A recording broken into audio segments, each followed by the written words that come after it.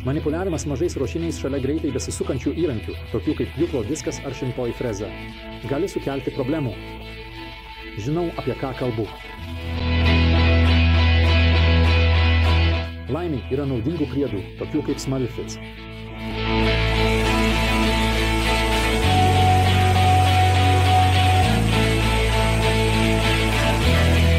Labą dieną, mano vardas Toms Krisensk ir noriu Jums parodyti, kaip saugiai apdirbti mažas detalės. Kai ruošinio matmenys yra maži, mūsų pirštai pavojingai. Priartėję prie įrankio ir bet kokia klaida ar netikėtas.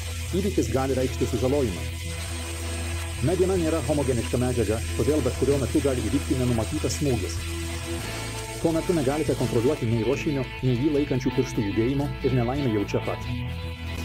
Todėl mažesnius gabalus visada turėtume apdirbimo metu pritvirtinti prie kokio nors įtaiso, kuris leistų tvirtai pritvirtinti ir tuo pačiu metu valdyti ruošinio judėjimą, laikant pirštus saugiu atstumu nuo įrankio. Toks tvirtinimo įtaisas gali būti, pavyzdžiui, Smurfit. Naudojant du rankenėlės, jis leidžia saugiai laikyti ruošinį, kurio ilgis iki 250 mm.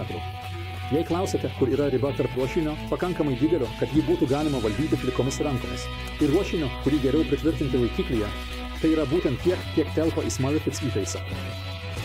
Taigi, jei ruošinys telpa į įtaisą, naudokite jį. O kaip tai veikia? Panašiai kaip staliaus spaustuvas su sriegiuotu velenėliu ir dviem vedimo strypais.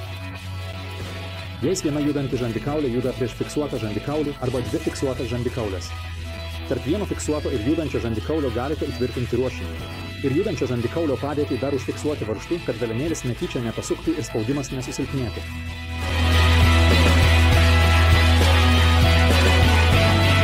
Ant kiekvieno fiksuoto žandikaulio yra viena rankena, kuri leidžia tvirtai suimti įrankį ir valdyti ruošinį, nepriartinant pirštų prie pavojingos įrankio zonos.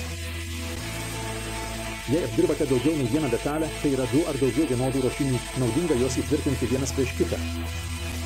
Pirma, tai padarys jūsų darbą efektyvesnį, antra, žandikauliai nesikryžiuos, jie liks lygiagretus, todėl sąlyčio plotas tarp ruošinio ir žandikaulio bus didesnis, nei kai žandikaulis yra šiek tiek pasvilęs.